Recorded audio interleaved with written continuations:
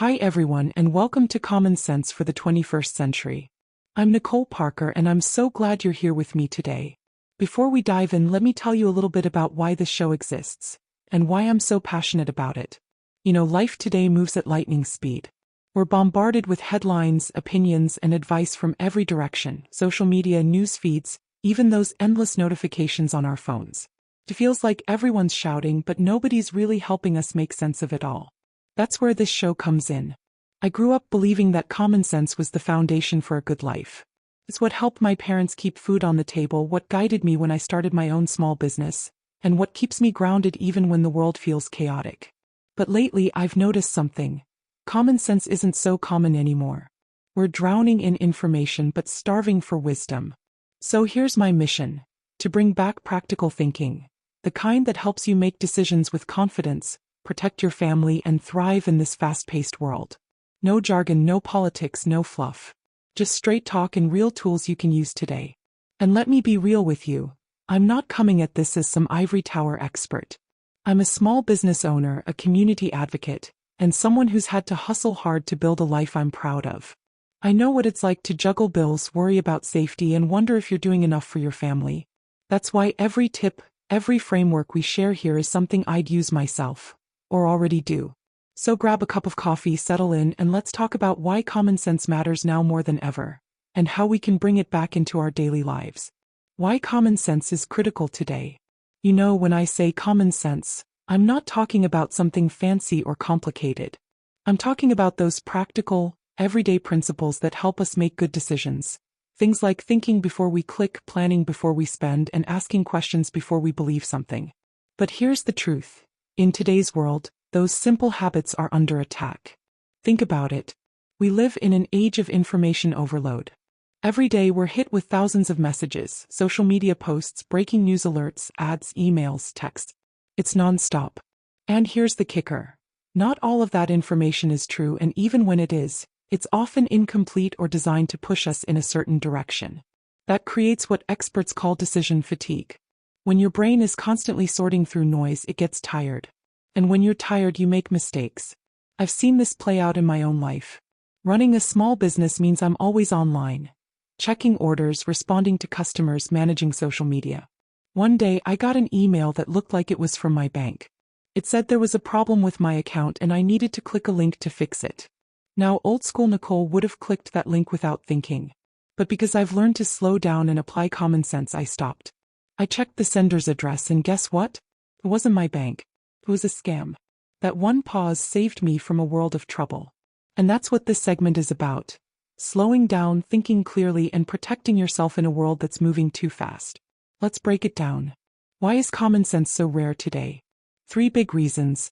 First, speed. Everything is instant. Instant news, instant shopping, instant opinions. We've been trained to react, not reflect. But reacting without thinking? That's a recipe for mistakes. Second, complexity. Life used to be simpler. Now we've got algorithms deciding what we see, companies tracking what we buy, and headlines designed to grab attention, not tell the full story. It's hard to know what's real. Third, pressure. Social pressure, financial pressure, time pressure. When you're stressed, you're more likely to make snap decisions, and those decisions can cost you. So what's the antidote? It's not about unplugging completely or moving to a cabin in the woods. It's about building habits that help you cut through the noise. Here are 3 practical steps you can start today. Pause before you act. Whether it's clicking a link, sharing a post, or making a purchase, take 30 seconds to ask, does this make sense? Is it from a source I trust? Verify before you believe. If something sounds shocking or too good to be true, check it against at least 2 credible sources. Sites like https://www.snopes.com or https://newslet.org are great for this. Simplify your inputs. Limit the number of news sources and social platforms you follow. More isn't better. It's just more noise. These steps might sound small, but they're powerful. They protect your time, your money, and your peace of mind. And trust me, as someone who's had to learn these lessons the hard way, they work. Coming up next, we're going to tackle one of the biggest threats to common sense today: digital safety. Because if you're not careful online, you're putting your identity, your finances, and your future at risk. And I've got some stories and some tools that will help you stay safe. Alright, let's talk about something that affects every single one of us. Whether you're running a business like me, working a 9 to 5, or just scrolling through your phone at home. Digital safety. Because here's the truth. The internet is amazing, but it's also full of traps. And if you're not careful, those traps can cost you your money, your identity, and your peace of mind. I learned this the hard way. A few years ago, I was running my ice cream business and decided to set up an online ordering system. I was excited, thinking this would make life easier for my customers. But then one day I got an email saying my domain was about to expire and I needed to pay immediately to keep my website live. It looked legit. The logo was perfect, the language sounded professional. But something felt off. So I paused, remember that tip from segment 1? And I checked the sender's email address. It wasn't from my hosting company. It was a scam. If I had clicked that link, I would have handed over my credit card info to a thief. And that's the reality today. Scammers are smart. They know how to make things look real. But here's the good news. You can protect yourself with a few simple habits.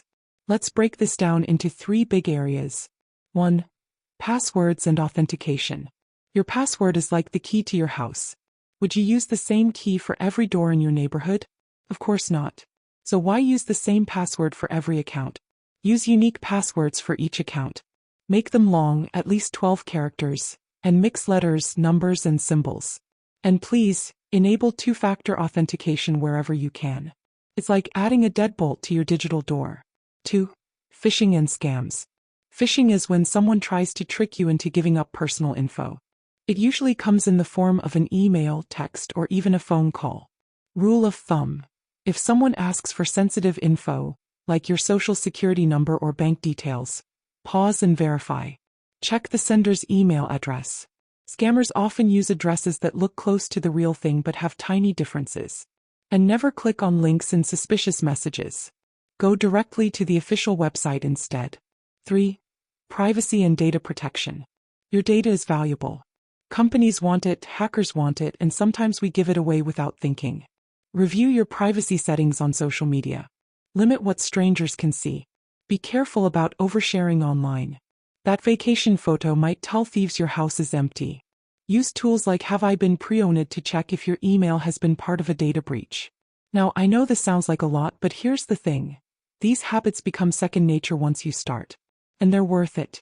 Because protecting your digital life means protecting your real life. Your money, your identity, your reputation. Before we move on, let me leave you with a quick digital safety checklist. Unique passwords for every account. 2-factor authentication enabled. Verify before you click. Review privacy settings monthly. Check for data breaches twice a year. Coming up next, we're going to talk about something that stresses almost everyone out. Money and work essentials. How do you stay financially stable in a world that feels unpredictable? I've got some practical tips, and a few stories from my own journey, that will help you take control. Money and work essentials. Now let's talk about something that touches every part of our lives. Money and work. If you've ever felt stressed about bills, worried about job security, or wondered how to make your paycheck stretch, you're not alone. In fact, according to a recent survey by the Federal Reserve, nearly 40% of Americans would struggle to cover a $400 emergency expense. That's real life, and it's why this segment matters. I'll be honest with you, I've been there. When I started my ice cream business, I didn't have a cushion. Every dollar mattered. There were nights I stayed up wondering if I'd make enough to pay rent and keep the lights on. And you know what saved me? Common sense. Not fancy financial tricks, not get-rich-quick schemes. Just practical steps that helped me take control. Here's what I learned and what I want to share with you today. 1. Budget like your future depends on it, because it does. Budgeting isn't about restriction, it's about freedom. When you know where your money is going, you can make choices instead of feeling trapped. Start with the 50/30/20 rule. 50% for needs, housing, utilities, groceries. 30% for wants, dining out, entertainment. 20% for savings and debt repayment. Use free tools like Mint or EveryDollar to track spending. And here's my personal tip. Review your budget every Sunday. Takes 10 minutes and keeps you in control. 2. Build an emergency fund, even if it's small. Life happens. Cars break down, kids get sick, jobs change. An emergency fund is your safety net. Aim for $1,000 to start. Then work toward 3 to 6 months of expenses. Keep it in a separate savings account so you're not tempted to dip into it. I started mine with just $20 a week. Felt small, but over time it added up and gave me peace of mind. 3. Tackle debt strategically. Debt can feel overwhelming, but you can beat it with a plan. Use the debt snowball method. Pay off the smallest balance first for quick wins. Or the debt avalanche method. Focus on the highest interest rate to save money long term. Whichever you choose, stick with it. Progress feels slow at first, but it builds momentum. 4. Make your work future-proof. The job market is changing fast. Automation, AI, remote work, they're reshaping everything. Invest in skills that last. Communication, problem-solving, adaptability. Take advantage of free resources like Coursera, LinkedIn Learning, or local community college programs. And here's something I've learned as a business owner. Relationships matter. Build your network before you need it. When I first started my business, I didn't have a financial safety net. I had passion, but passion doesn't pay bills. So I sat down and made a plan. I cut unnecessary expenses, started saving, even if it was just a few dollars, and focused on building skills that would help me grow. It wasn't easy, but it worked. And if I can do it, so can you. Before we move on, here's your money and work checklist. Create a simple budget and review it weekly. Start an emergency fund. Even $10 a week counts. Choose a debt payoff strategy and stick with it. Invest in skills and relationships for career resilience. Next up, we're going to talk about something that often gets overlooked until it's too late. Home health and preparedness. Because common sense isn't just about money. It's about keeping your family safe and ready for anything. And trust me, this segment might just save you in an emergency. Now, let's talk about something that doesn't always make the headlines but can make or break your peace of mind. Being prepared at home. Because here's the truth. Life throws curveballs. Storms happen. Power goes out. Kids get sick. And when those moments come, common sense isn't just helpful. It's life-saving. I'll never forget the summer a major storm hit my neighborhood. The power was out for 2 days. No lights, no fridge, no Wi-Fi. And let me tell you, running an ice cream business during a blackout? That's a nightmare. But here's what saved me. I had a plan. I had flashlights, batteries, bottled water, and a little stash of cash. It wasn't perfect, but it kept me calm and gave me options. That's what preparedness does. It turns chaos into control. So let's break this down into 3 essentials. 1. Emergency kit basics. Every home needs a kit. Not a fancy one, just the basics. Water. 1 gallon per person per day for at least 3 days. Food. Non-perishable items. Think canned goods, peanut butter, granola bars. Light and power. Flashlights, extra batteries, and a portable phone charger. First aid. Bandages, antiseptic, pain relievers, and any prescription meds.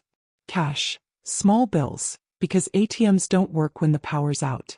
Trust me, this isn't overkill, it's peace of mind. 2. Health habits that matter. Preparedness isn't just about disasters. It's about everyday resilience. Keep a basic health kit at home. Thermometer, fever reducers, hydration packets. Know your family's medical info. Allergies, prescriptions, emergency contacts. And here's a big one. Mental health matters. Stress skyrockets during emergencies, so have a plan for calming activities. Music, books, even a simple breathing exercise. 3. Communication and backup plans. When things go wrong, communication is key. Make a family plan. Where will you meet if you can't get home? Who do you call first? Write down important numbers. Don't rely on your phone alone. And if you have kids, practice the plan. Make it a game so they remember. When that storm hit, I realized something. Preparedness isn't about fear. It's about freedom. It gave me the confidence to take care of myself and help my neighbors. And that's what I want for you, not panic but peace. Civic literacy and community. Alright, let's wrap this up by talking about something that often feels overwhelming but is absolutely essential. Civic literacy and community engagement. Because here's the truth. Common sense isn't just about what happens inside your home or your bank account. It's about understanding the systems that shape our lives and finding ways to make them work better for everyone. Now, I know what you might be thinking. Nicole, I don't have time to follow every law, every policy, every election. And I get it. Life is busy. But here's the thing. When we don't pay attention, decisions get made without us. And those decisions affect our schools, our roads, our safety, and even our wallets. So let's break this down into 3 practical steps that make civic engagement simple and doable. 1. Know where to find reliable information. The internet is full of opinions, but facts? They're harder to find. Use nonpartisan sources like ballotpedia.org/for-election-info and www.govtrack.us to see what laws are being proposed. Check media bias ratings on www.allsides.com or adfontismedia.com before sharing news. And remember, if something sounds extreme, verify it with at least 2 credible sources. 2. Start local. Big national issues get the headlines, but local decisions often impact your life more. Attend a city council meeting, even if it's just online. Sign up for your county or city newsletter. And here's a tip. Libraries and community centers are gold mines for local info. They're not just about books, they're about connection. 3. Give back in small ways. You don't have to run for office to make a difference. Volunteer for a local food bank or school event. Support small businesses in your neighborhood. Share accurate information with friends and family. Sometimes the most powerful thing you can do is help someone else understand the truth. When I started my business, I realized how much local policies mattered. Permits, zoning, even health regulations. At first, it felt overwhelming. But then I started small. I attended one community meeting. I introduced myself to a council member. And you know what? It made a difference. I learned how decisions were made, and I found ways to speak up when something mattered to me. That's what civic literacy does. It gives you a voice. Before we move to the wrap-up, here's your civic engagement checklist. Bookmark 2 nonpartisan info sources. Sign up for your local newsletter. Commit to 1 active community service this month. We've covered a lot today. Information overload, digital safety, money and work essentials, home preparedness, and civic literacy. And if you're feeling like, Nicole, that's a lot to take in, don't worry. You don't have to do it all at once. Common sense isn't about perfection, it's about progress. 1 step at a time. So here's your action plan. 5 simple moves you can start today. Pause before you act. Whether it's clicking a link or making a big decision, give yourself 30 seconds to think. Secure your digital life. Update your passwords. Enable 2-factor authentication and review your privacy settings. Take control of your money. Create a simple budget and start building that emergency fund. Even if it's just $10 a week. Prepare your home. Build a basic emergency kit and make a family communication plan. Engage with your community. Bookmark 1 nonpartisan source and commit to 1 local action this month. These steps aren't flashy, but they're powerful. They protect your time, your money, your safety, and your peace of mind. And that's what common sense is all about. Making life simpler, safer, and more manageable. Before we close, let me leave you with this. Common sense isn't outdated. It's a superpower. In a world that's loud, fast, and full of distractions, it's what keeps us grounded. It's what helps us thrive. And it's something we can all choose to practice, starting today. Thank you for spending this time with me. If this episode helped you, share it with one person who could use a little clarity in their life. And don't forget to join me next time when we'll dive into practical tools for digital balance. Because your attention is your most valuable asset. Until then, stay safe, stay smart, and keep practicing common sense. I'm Nicole Parker, and this has been Common Sense for the 21st Century. Why it matters now.